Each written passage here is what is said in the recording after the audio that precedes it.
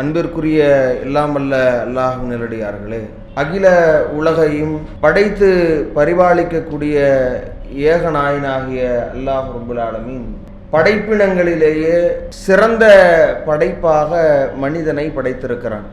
இப்படி மனிதனை படைத்திருக்கிற இறைவன் அந்த ஒவ்வொரு மனிதர்களுக்கு மத்தியிலேயும் பல்வேறு விதமான அருட்கொடைகளை மனிதனுக்கு வெளியேயாகவும் பார்த்தாலும் உள்ளேயும் இறைவன் செய்திருப்பதை நாம் பார்க்க முடிகிறது.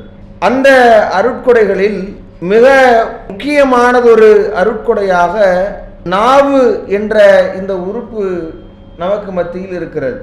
இந்த நாவை பொறுத்தவரை உலகில் மனிதனை விட வளமிக்க படைப்பாக படைப்பினங்களாக படைக்கப்பட்டிருக்கிற எத்தனையோ உயிரினங்களுக்கு இருந்தாலும் கூட அவைகளுக்கெல்லாம் இல்லாத ஒரு தனி சிறப்பாக நாவின் மூலமாக பேச்சை இறைவன் பேசுகிற ஆற்றலை நமக்கு அளித்திருக்கிறான். இந்த நாவு என்பதை பயன்படுத்தி மனிதன் பேசும் பொழுது ஒவ்வொரு மனிதனையும் அடையாளப்படுத்தி காட்டுகிற ஒரு அம்சமாக இந்த நாவு இருப்பதையும் நாம் இன்றைக்கு பார்த்து கொண்டிருக்கிறோம். ஒரு மனிதனை எடை போடுவதற்கு, அவன் நல்லவனா கெட்டவனா என்று தீர்மானிப்பதற்கு இந்த நாவு என்பது ஒரு முக்கிய அம்சமாக இருப்பதையும் நாம் பார்த்து வருகிறோம். இப்படிப்பட்ட இந்த நாவை பொறுத்தவரை இஸ்லாம் இதை மிக பக்குவமாக நாம் ஒவ்வொருவரும் பயன்படுத்த வேண்டும் என்று பல இடங்களில் பல்வேறு விதமான அறிவுரைகள் மூலமாக நமக்கு வலியுறுத்துகிறது. அதில் நாம் மிக முக்கியமானதாக பார்க்கும் பொழுது, எந்த ஒரு மனிதனாக இருந்தாலும் அவன் தனது மனம் போன போக்கில் பேசிவிட்டு தெரியாமல் ஒரு தன்னுடைய மான மரியாதை கண்ணியத்தோடு பிறரிடத்தில் தன்னை அடையாளப்படுத்தி கொள்ளுமாறு சரியான முறையில் இந்த நாவை பயன்படுத்த வேண்டும் என்ற வழிகாட்டுதலை இஸ்லாம் அளிக்கிறது. அதில் அல்லாஹ்வுடைய தூதர் இந்த அளவிற்கு இதை சொல்லி காட்டுறாங்க என்று நாம் பார்க்கும் பொழுது, நபிகள் நாயகம் ஸல்லல்லாஹு அலைஹி வஸல்லம் அவர்கள் சொல்கிறாங்க, நபி அவரிடத்தில் கேட்கப்படுகிறது, யா ரசூலுல்லாஹி, அல்லாஹ்வுடைய தூதரே, ஐயுல் இஸ்லாமி ஹைரன், இஸ்லாத்தில் மிக சிறந்தது எது என்று அல்லாஹ்வுடைய தூதரிடத்தில் கேட்கப்படும் பொழுது சொல்ல வேண்டிய ஏராளமான பல விஷயங்கள் இருந்தாலும் கூட அல்லாஹ்வுடைய தூதர் அதில் மிக முக்கியமானதாக சொல்கிறார்கள், மன் சலிமல் முஸ்லிமூன மின் லிசானிஹி வேதிஹி, யாருடைய நாவிலிருந்தும் கரத்திலிருந்தும் பிற மக்கள் பிற முஸ்லிம்கள் பாதுகாப்பு பெறுகிறார்களோ அந்த தன்மைதான் இஸ்லாத்திலேயே சிறந்தது என்று அல்லாஹ்வுடைய தூதர் நமக்கு சொல்லித்தராங்க. இப்போ இஸ்லாம் என்கிற அந்த வாழ்க்கை நெறியில் மிக முக்கியமான ஒரு அடிப்படையாக இந்த நாவை ஒரு மனிதன் பக்குவமாக பயன்படுத்த வேண்டும் என்பதை மார்க்கம் நமக்கு சொல்லித் தருகிறது. நம்முடைய அன்றாட செயல்பாடுகளை நாம் எடுத்து பார்க்கும் பொழுது ஒவ்வொரு மனிதனுடைய ஒரு முன்னேற்ற பாதையும் சரி, அவனுடைய மோசமான அவன் கீழ்நிலையை அடையக்கூடிய நிகழ்வுகளை எடுத்துக்கொண்டாலும் இந்த நாவினால் அமைவதை நாம் பார்க்க முடிகிறது. பல சமுதாய புரட்சிகள், பல மக்களுக்கு ஏற்படக்கூடிய நல்ல நலன்கள் இந்த நாவினால் ஏற்பட்டிருக்கிறது. அதற்கு நேர் எதிராக பல மோசமான நிகழ்வுகள், சமுதாய சீர்கேடுகள் இந்த நாவினாலே ஏற்பட்டிருப்பதை பார்க்கிறோம். அப்போ இந்த நாவு என்பது அதை நாம் பக்குவமாக பயன்படுத்துவதன் மூலமாக அதை சரியாகவும் அதை பக்குவமற்ற முறையில் பயன்படுத்தும் பொழுது அதுவே நம்மை மிக மோசமானவர்களாக இந்த சமுதாயத்தில் பின் விளைவுகள் பலதை ஏற்படுத்தக்கூடியதாகவும் இந்த நாவு இருக்கிறது. மறுமை வாழ்க்கை எடுத்துக்கொண்டு பார்க்கும் பொழுது மறுமை வாழ்க்கையினுடைய வெற்றியை தீர்மானிப்பது கூட இந்த நாவு தான்.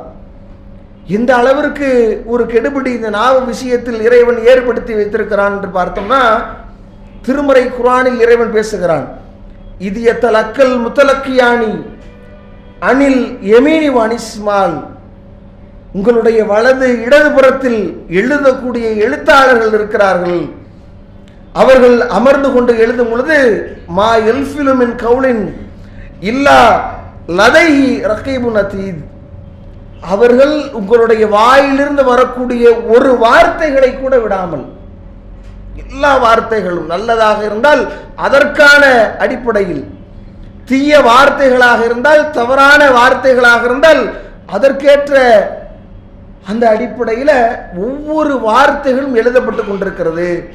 நீங்கள் கண்காணிக்கப்பட்டு கொண்டே இருக்கிறீர்கள் என்று அல்லாஹ்வுடைய வேத வசனங்கள் நமக்கு சொல்லி காட்டுகிறது.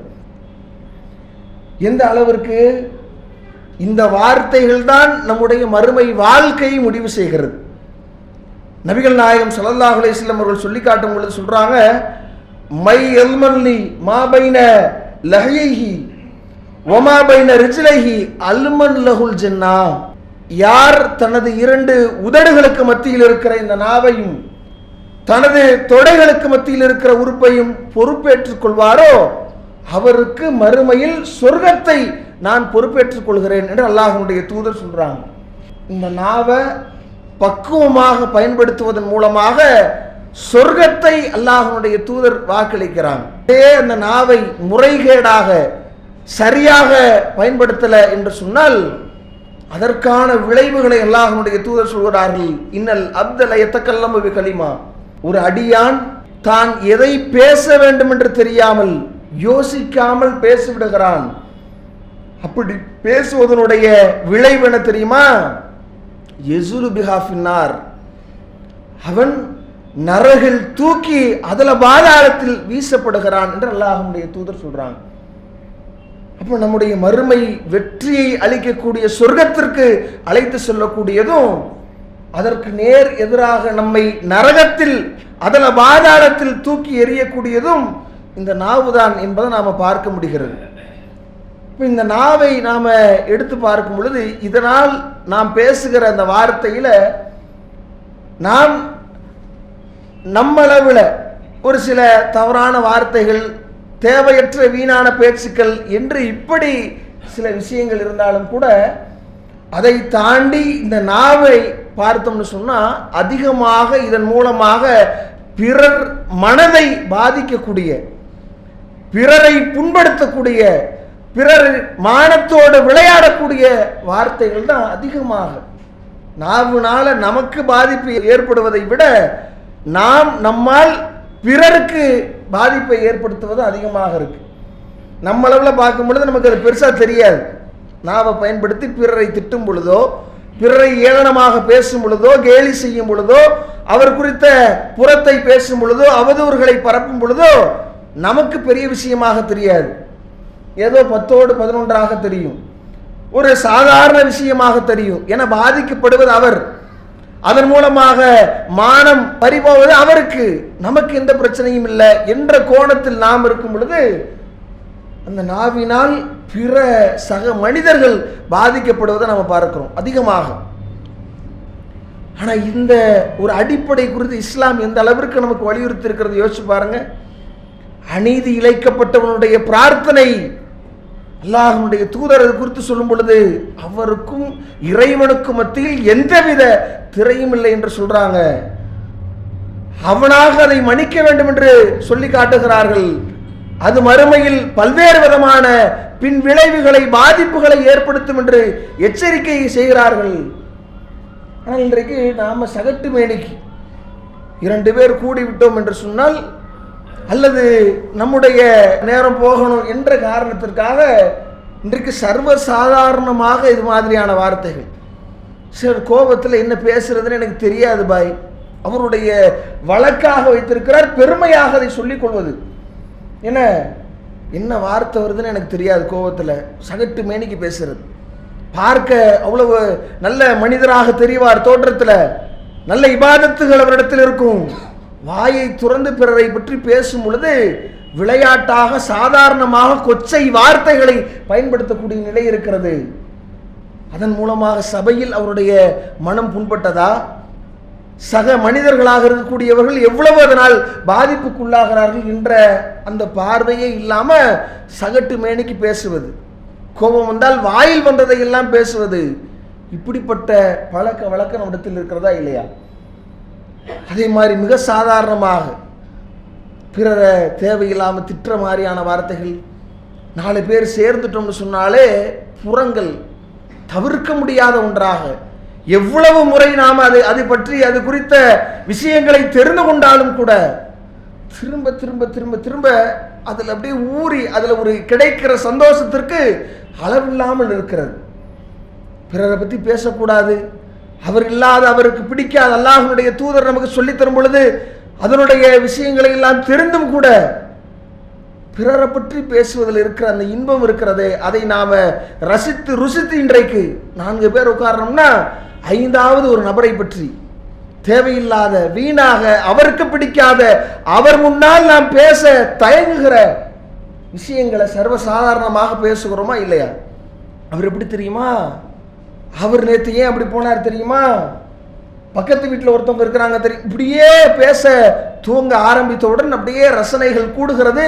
அப்படியே கேட்கக்கூடியவர்கள் அதை அப்படியே சும்மா இருந்துடக்கூடாதுல, பாவத்தில் பங்கு பெறணும்ல, எக்ஸ்ட்ரா ஒரு பிட்டு எடுத்து சொல்றது, அவரை இன்னும் ஆர்வப்படுத்தி அவருடைய வாயிலிருந்து இன்னும் சில வார்த்தைகளை அப்படியே பிடுங்குவது, இப்படிப்பட்ட நிலைகளை இன்றைக்கு சர்வசாதாரணமாக பார்க்கிறோம். அல்லாஹ்வுடைய வேத வரிகள் எந்த அளவிற்கு அது குறித்த எச்சரிக்கைகளை நாம பார்க்கிறோம். திருமறை குர்ஆனுடைய ஏராளமான வசனங்கள் நமக்கு சொல்லி காட்டுகிறது. அல்லாஹ்வுடைய வேத வசனங்கள் நமக்கு சொல்லி காட்டும் பொழுது ஒலா யக்தும் பாலுக்கும் பாலா, உங்கள் சிலரை பற்றி புறம் பேசி விடாதீர்கள்.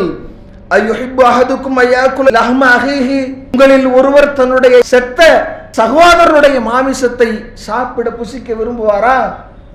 எப்படி அதை வெறுப்பீர்களோ அது போன்ற ஒரு கேடுகட்ட செயல் அது. அல்லாஹ்வுடைய வேத வசனங்கள் எச்சரிக்கிறது. அந்த எச்சரிக்கைகள்லாம் கேட்டிருந்தும் கூட சுவாரஸ்யமாக இருக்கிறது. நபி அவர்கள்ட்ட கேட்கப்படும் பொழுது சொல்றாங்க, ஒரு மனிதர் அவர் செய்கிற விஷயத்தை பற்றி பேசுவது புறமா? ஆமா, அவர் செய்கிறத அவர் இல்லாம அவருக்கு பிடிக்காமல் நீ பேசுவது புறம். அவர் செய்யாத ஒன்றை நீ பேசினால் அது அவதூறு என்று அல்லாஹ்வுடைய தூதர் சொல்றாங்க. இன்றைக்கு எவ்வளவு ஒரு சுவாரஸ்யமாக நாம் அதை பேசி கொண்டிருக்கிறோம். பிறர் மானத்தோடு விளையாடி கொண்டிருக்கிறோம், கோல் பேசுகிறோம், குறை பேசுகிறோம், ஒருவரை துருவி துருவி ஆராய்ந்து அவரை பற்றிய தகவல்களை சுவாரஸ்யமாக பகிர்ந்து கொள்கிறோம். இருக்கிறதா இல்லையா என்று தெரியாமல், அந்த செய்தியினுடைய உண்மைத்தன்மை தெரியாமல் பரப்பி பகிர்கிறோம். ஏராளமான விஷயங்கள் அதன் மூலமாக எவ்வளவு பேருடைய மான மரியாதைகள் இன்றைக்கு காற்றில் பறக்க விடப்படுகிறது பார்க்கிறோம். அதனுடைய நிலைகள், அதனால் ஏற்படக்கூடிய பாதிப்புகளை, இது எந்த அளவிற்கு மறுமை வாழ்க்கையை நாசப்படுத்துகிறது என்று நாம் பார்க்கும் பொழுது, ஒருவர் மறுமை வாழ்க்கையினுடைய முதல் படிகட்டு இப்படி பிறர் மானத்தோடு தன்னுடைய நாவினால் விளையாண்ட விளையாட்டின் காரணத்தினால் மன்னரை வாழ்க்கையிலிருந்து அவருடைய வாழ்க்கை முடிவுக்கு வருகிறது. அப்பையிலிருந்து அவருக்கு தண்டனைகள் துவங்கி விடுகிறது. அல்லாஹ்வுடைய தூதர் மதீனாவில் உள்ள ஒரு தோட்டத்தை கடந்து செல்கிறார்கள்.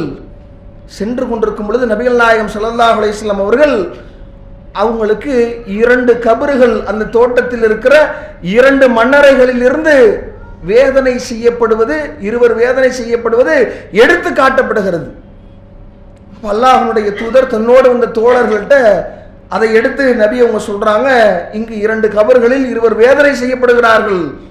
எதுக்கு தெரியுமா? உமாயு அதிமானு ஃபீ கபீர், ஏதோ பெரிய பாவத்தை செய்துவிட்டு, பெரிய பெரிய குற்றத்தை செய்துவிட்டு அவங்க இந்த தண்டனையை வேதனை அனுபவிக்கல, பெரும்பாவங்களை அவர்கள் செய்யல என்று அல்லாஹ்வுடைய தூதர் சொல்லிவிட்டு அதுல சொல்றாங்க, இதில் ஒருவர் சிறுநீர் கழித்து அதை சரியான முறையில் தூய்மை செய்யாதவர், இன்னும் சில செய்திகள்ல அவர் சிறுநீர் கழிக்கும் பொழுது மறைக்காதவர் என்று வருகிறது. இது ஒரு குற்றம். இன்னொரு விஷயம் என்ன தெரியுமா? இன்னொரு நபர் எதனால் வேதனை செய்யப்படுகிறார் தெரியுமா? அல்லாஹ்வுடைய தூதர் சொல்கிறார்கள், எம்சி பின் நமீமா, அவர் கோல் சொல்லி திரிந்தவராக இருந்தார். தன்னுடைய வாழ்க்கையில் வாழும் பொழுது பல அமல்களை செஞ்சிருக்கலாம். அல்லாஹ்வுடைய தூதர் அவர் இணை கற்பிப்பாளர்னா நின்று அவருக்கான மாற்று இது போன்ற பிரார்த்தனைகள் அவங்க முக்கியத்துவம் கொடுத்திருக்க மாட்டாங்க நபி அவங்க. அல்லாஹ்வுடைய தூதருடைய வார்த்தைகளே தெரிகிறது, இவங்க பெரிய பாவங்கள் செய்தவர்கள் இல்ல, இவரு இப்படி புறம் பேசி கோல் பேசி தெரிந்து கொண்டிருந்தார் என்ற காரணத்தினால் கடுமையான வேதனை அவருக்கு மன்னரையில் அனுபவித்துக் கொண்டிருக்கிறார் என்று அல்லாஹ்வுடைய தூதர் அவர்களுடைய வேதனைகளை லேசாக்குவதற்கு ஒரு பேரிச்ச மட்டையை, பச்சை பேரிச்ச மட்டையை உடைத்து இரு கூறாக பிரித்து அல்லாஹ்வுடைய தூதர் 2 கபறுகளில் வைக்கிறாங்க. இந்த பேரிச்ச மட்டை காய்கிற வரைக்கும் இவங்களுக்கு வேதனை லேசாக்கப்படும், அல்லாஹ்வுடைய தூதருடைய எதிர்பார்ப்பு. அதற்கு பிறகு வேதனை தொடர்ந்து மறுமை நாள் வரைக்கும், எழுப்பப்படுகிற வரைக்கும் அந்த வேதனைக்கு உள்ளாக்கப்படுவார்கள். எவ்வளவு பெரிய கோர தண்டனைக்கு உரிய ஒரு விஷயமாக நாம் சாதாரணமாக செய்கிற, கோல் பேசி திரிகிற இந்த விஷயம் ஒரு பிறருடைய மானம் சம்பந்தமானதாக இருப்பதனால மண்ணறையிலேயே வேதனைக்கு உள்ளாக்கப்படுகிற ஒரு விஷயம். யோசிச்சு பாருங்க. இறந்த உடனேயே எப்போ மௌத்து வரும் என்று தெரியாது, எப்போ நாம் மரணிப்போம் என்று தெரியாது. பிறரை பற்றி கோல் பேசி திரிந்து கொண்டிருக்கிறோம், பிறர் மானத்தோடு விளையாடி கொண்டிருக்கிறோம். திடீரென்று மரணம் வந்துவிட்டது என்று சொன்னால் இந்த பாவத்திற்காக மறுமை வரைக்கும் வேதனைக்கு உள்ளாக்கப்பட இருக்கிறோம் என்று யோசிச்சு பார்த்திருக்கிறோமா? அவ்வளோ பெரிய பாவம் இது. அதோடு இல்லாம மண்ணறையோடு முடிவடைந்து விட்டதா என்று பார்த்தால் அங்க பெரிய அடி. அல்லாஹ்வுடைய தூதர் வேறொரு சபையில் கேட்கிறார்கள், முஃப்லிஸ் என்றால் யார் என்று உங்களுக்கு தெரியுமா? நட்டமானவர், ஒன்றுமில்லாத ஓட்டாண்டினா யாருன்னு தெரியுமா? அல்லாஹ்வுடைய தூதர் கேட்கிறார்கள். நபித்தோழர்கள் எல்லாம் பதிலளிக்கிறாங்க, ஒண்ணுமே ஒருத்தர்கிட்ட இந்த தீனாரும் திர்ஹமும் இல்லாமல், தங்க வெள்ளி நாணயங்கள் இல்லாமல், ஒன்றுமில்லாமல் இருக்கக்கூடியவர்கள் தானே என்று கேட்கும் பொழுது அல்லாஹ்வுடைய தூதர் சொல்றாங்க, ஒருவர் தொழுகையோடு மறுமையில் வருவார், நோன்போடு வருவார், ஜகாத்தோடு வருவார், அவர் செய்திருக்கிற அத்தனை நன்மைகளை மூட்டை மூட்டையாக கொண்டு வருவார். ஒன்று செய்யாம நாம கூட பல அமல்களை ரொம்ப அசட்டையாக அதுல ஈடுபடாதவர்களாக இருக்கிறோம். அந்த மறுமையில் இறைவன் விசாரிக்கிற அந்த நாளில், நன்மை தீமைகள் கணக்கிடப்படுகிற அந்த நாளில் மூட்டை மூட்டையாக கொண்டு வருவாராம். எல்லா நன்மைகளில் ஈடுபட்டவராக, பெரிய அமல்களை செய்த ஒரு நபராக அவர் வருவார். வந்த உடனேயே அவர் விஷயத்தில் அவரால் பாதிப்புக்குள்ளானவர்கள் வந்து இறைவனிடத்தில் முறையிடுவார்களாம். அல்லாஹ்வுடைய தூதர் சொல்லி காட்டுறாங்க, ஒவ்வொருவராக வந்து அவரால் பாதிக்கப்பட்டவர்கள், இறைவா, நான் வாழும் பொழுது என் மீது இவர் இட்டு கட்டினார், நான் ஒன்று செய்யாத ஒன்றை, நான் ஈடுபடாத ஒரு காரியத்தை நான் ஈடுபட்டதை போன்று இவர் இட்டு கட்டி பரப்பினார் என்று மறுமையில் வந்து சொல்லுவாராம். இவர் ஒருவரை திட்டியிருப்பார், இறைவா, என்னை இவர் திட்டினார், இதனால் என் மனம் புண்பட்டது என்று ஒருவர் வருவார். இப்படி ஒவ்வொருவராக பாதிப்புக்குள்ளானவர்கள் ஒவ்வொரு குற்ற செயல்களையும் குறிப்பிட்டு இறைவனிடத்தில், இறைவனுடைய அந்த நீதிமன்றத்தில் மன்றாடுவார்களாம். அப்ப இறைவனுடைய அந்த செயல் எப்படி தெரியுமா இருக்கும்? இவர் நன்மை மூட்டைகளை ஒவ்வொன்றாக இறைவன் இவருக்கு தேவைக்கு ஏற்பட்ட அளவிற்கு, ஏன்னா மறுமையில நாணயங்கள் எதுவும் மதிப்பற்றது, செல்வங்கள் எதுவும் பிரயோஜனமற்றது, அன்றைக்கு விலை மதிப்பற்றதாக கருதப்படுவது அமல்கள். அப்ப பாதிப்புக்குள்ளானவர்களுக்காக வேண்டி இறைவன் அன்றைய ஒரு மதிப்பு மிக்கதாக இருக்கிற அந்த நன்மைகளை பங்கு பிரித்து இறைவன் தருவானாம். பாதிக்கப்பட்டியா, இந்த நீ உன்னுடைய சுவனத்திற்கு செல்வதற்கான உன்னுடைய நன்மைகள் எவ்வளவு உனக்கு தேவை, எடுத்துட்டு போ. நீ பாதிக்கப்பட்டியா, நீ சொர்க்கத்துக்கு போ என்று அவருடைய ஒவ்வொன்றாக புடுங்கி கொடுக்கப்படும். முஸ்லீம் வரக்கூடிய மற்றொரு செய்தியை பார்க்கிறோம். இதுல எந்த அளவிற்கு இறைவன் நீதிமானாக இருப்பான் என்று பார்த்தால், அவருடைய செல்வங்கள் இப்படியே ஒவ்வொருவராக இப்படி பாதிக்கப்பட்டவர்களுக்கு இறைவன் பிடுங்கி கொடுத்துக்கிட்டே கடைசியாக ஒன்றும் இல்லாத நிலைக்கு அவர் தள்ளப்படும் பொழுது மற்ற பாதிப்புக்கு உள்ளானவர்களுடைய தீமைகளை புடுங்கி இறைவன் இவருக்கு வைத்து இவரை நரகத்திற்கு தூக்கி எறிகிற அந்த வேலையை செய்வானாம். எவ்வளவு பரிதாபமான நிலை என்று யோசிச்சு பாருங்க. இன்றைக்கு நன்மைகளை குறைவாக செய்தவர்களாக, நன்மை செய்வதற்கு ஒரு ஆர்வமற்றவர்களாக இன்றைக்கு நாம் இருந்து வருகிறோம். அவ்வளவு நன்மைகளா செய்யறதில்லை. ஆனால் பாவங்களை அப்படியே வாரி சுருட்டுகிற இது போன்ற வேலைகளை நாவை பயன்படுத்தி சர்வசாதாரணமாக செய்கிறோமே. நம்முடைய மறுமை நிலையை யோசிச்சு பாருங்க. நாளை இறைவனுடைய அந்த நீதிமன்றத்தில் இருக்கிற நேரத்தில் நம்மால் பாதிக்கப்பட்ட ஒவ்வொருவரும் வந்து இறைவனுடைய அந்த சன்னிதானத்தில் முறையிடுவார்களே. அந்த அச்சத்தை ஏற்படுத்திக் கொள்ளுங்கள். இவ்வளவு மோசமான நிலை யோசிச்சு பாருங்க. நன்மைகளை செய்கிறோம், அதிகமான தான தர்மங்களை, கஷ்டப்பட்டு சம்பாதித்த பொருளாதாரங்களை இறைவனுக்காக கொடுக்கிறோம், நேரங்களை செலவு செய்கிறோம், பல விஷயங்களை அர்ப்பணித்து ஏற்றுக்கொள்கிறோம், இறைவன் சொன்னான் என்பதற்காக வேண்டி நம்முடைய எல்லா தியாகங்களையும் மேற்கொள்கிறோம். இப்படி எல்லாம் நன்மைகளை அமல்களை செய்து இந்த நாவினால் கேவலப்பட்டு நாளை மறுமையில் ஒன்றுமில்லாத ஓட்டாண்டிகளாக ஆகிற அந்த மோசமான நிலை நாம அஞ்சி பிறரை பற்றி பிறருக்கு பாதிப்பை ஏற்படுத்துகிற வார்த்தைகளை ஒருபோதும் பேசக்கூடாது என்ற முடிவுக்கு நாம் வரணும். சரி, அந்த கேள்வி பதில் இறைவன் அந்த கேட்கிற கேள்வி கணக்குக்குரிய அந்த நாளோடு முடிந்து விடுகிறதா என்று பார்த்தோம் சொன்னா, அதை தாண்டி நீளுகிறது. மறுமையினுடைய அந்த இறுதி முடிவிலேயும் இறைவன் அதோடு விடுறது கிடையாது. இவருக்கான நரகம் என்றால் நரகம் வழங்கப்பட்டுரும், நரகத்தில் ஏதோ ஒரு தண்டனை என்ற மாதிரி இறைவன் விடமாட்டான். அங்கு கொடுக்கப்படக்கூடிய தண்டனைகளை பார்க்கிறோம். இப்படிப்பட்டவர்களுக்கு தனி தண்டனைகள். அல்லாஹ்வுடைய தூதர் மேராஜ் பயணத்திற்காக செல்கிறார்கள். செல்லும் பொழுது அங்கு கடுமையான வேதனைக்கு உள்ளாக்கப்படுகிறார்கள் சிலர். நபி அவர்கள் பார்த்து கேட்கிறார்கள், மன் ஹாவுலாயா ஜிப்ரீல். ஜிப்ரீல் அலைஹிஸ்ஸலாம் அவர்களை அழைத்து அல்லாஹ்வுடைய தூதர் கேட்கிறார்கள், யார் இவர்கள், ஏன் இப்படி வேதனைக்கு உள்ளாக்கப்படுகிறார்கள் என்று அல்லாஹ்வுடைய தூதர் பயந்து கேட்கிறாங்க. அங்க ஜிப்ரீல் அலைஹிஸ்ஸலாம் பதிலளிக்கிறாங்க, ஹாவுலா இல்லதீன யாக்குலூன லுஹ்மன் நாஸ். மக்களுடைய மாமிசத்தை உலகில் வாழும் பொழுது சாப்பிட்டு கொண்டிருந்தவர்கள் இவர்கள். என்ன வேதனை தெரியுமா? அல்லாஹ்வுடைய தூதர் ஏன் இப்படி கேட்கிறார்கள் தெரியுமா?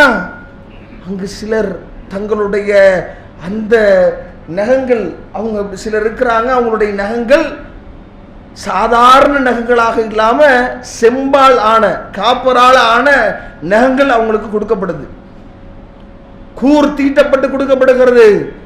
அந்த நகங்களை வைத்து அவர்கள் தங்களை தாங்களே தங்களுடைய முகங்களில் வைத்து கிழித்துக் கொள்கிறார்கள், தங்களுடைய மார்பு பகுதிகளில் வைத்து கிழித்து கொள்ளுகிற புரோகிராமை இறைவன் செய்கிறான்.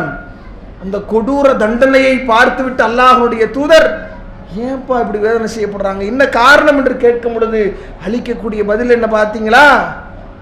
இவங்க உலகத்தில் வாழும் பொழுது பிறருடைய மாமிசத்தை சாப்பிட்டார்கள், அடுத்தவனை பற்றி பேசினாங்க, அவனுக்கு பிடிக்காததை பேசினார்கள், தவறென்று தெரிந்தே பேசினார்கள். பாருங்க, இன்னைக்கு பார்க்கிறோம்ல, இவ்வளவு மோசமான விளைவுகளை, மறுமை வாழ்க்கையை நாசமாக்குகிற ஒரு பெரும்பாவமாக இந்த பிறர் விஷயத்தில் நாவை பேணாமல் இருக்கிற இந்த நிலையை பார்க்கிறோம். சர்வசாதாரணமாக நினைக்கிறோம், சாதாரண ஒரு விஷயமாக கடந்து போகிறோம். ஆனால் மறுமையில் மன்னரையிலிருந்து ஆரம்பித்து இறைவன் விசாரிக்கிற நாளிலிருந்து நம்முடைய இறுதி வாழ்க்கை நரகில் கூட மிக மோசமான தண்டனைகள் என்பதுதான் இதனுடைய முடிவாக நபி மொழிகள் நமக்கு அடையாளப்படுத்துவதை பார்க்கிறோம். அப்ப எந்த அளவிற்கு இந்த விஷயங்கள்ல நாம் தெளிவாக இருக்கணும். நம்முடைய நாவை இறைவன் ஒரு பெரிய அருட்கொடையாக கொடுத்திருக்கிறான். அது குறித்து அந்த அருட்கொடையை நாம் சரியாக பயன்படுத்துகிறோமா என்பது குறித்து கண்காணிக்கப்படுகிறோம். அதன் மூலமாக செய்ய வேண்டிய ஏராளமான நன்மையான காரியங்கள் இருக்கிறது. இந்த நாவை வைத்து அல்லாஹ்வுடைய தூதர் அந்த சொர்க்கத்தையே அளிப்பதாக சொல்றாங்கன்னா எவ்வளவு நன்மைகள் இருக்கிறது யோசிச்சு பாருங்க. இறைவனை புகழ்கிற வார்த்தைகள், இறை தூதர் சொல்லி தந்திருக்கிற பிரார்த்தனைகள், இந்த நாவை பயன்படுத்தி சொல்லக்கூடிய தாவா பணிகள், எவ்வளவு விஷயங்கள் இருக்கிறது. நாவை பயன்படுத்தி செய்ய வேண்டிய விஷயங்கள், ஆக்கப்பூர்வமான விஷயங்கள். அதனாலதான் அல்லாஹ்வுடைய தூதர் இந்த நாவை பயன்படுத்துவதில் கடுமையான இந்த நெருக்கடிகளை மார்க்கம் நமக்கு சொல்லித் தருகிறது. அதில் தெளிவாக இருக்கணும், சரியாக அதை முறையாக பயன்படுத்த தெரிந்திருக்கணும் என்பதில் மார்க்கம் அதிகமான அழுத்தம் கொடுப்பதற்கான காரணம் இது மறுமை வாழ்க்கையே நாசப்படுத்துகிறது. உலகிலையாவது நல்ல பேரா, இவன் வாயை திறந்தான மோசம்பா என்ற பேர், கேவலம், அசிங்கம், இவன் அடுத்தவனை பற்றி பேசினால் அவ்வளவுதான் நாரி போயிடும் என்ற நிலை. இப்படிப்பட்ட ஒரு மோசமான ஒரு பெயரோடு மறுமையிலேயே மிகப்பெரிய ஒரு நாசம். அல்லாஹ்வுடைய தூதர் இதுல மிகுந்த கவனத்தை செலுத்தி சொல்றாங்க.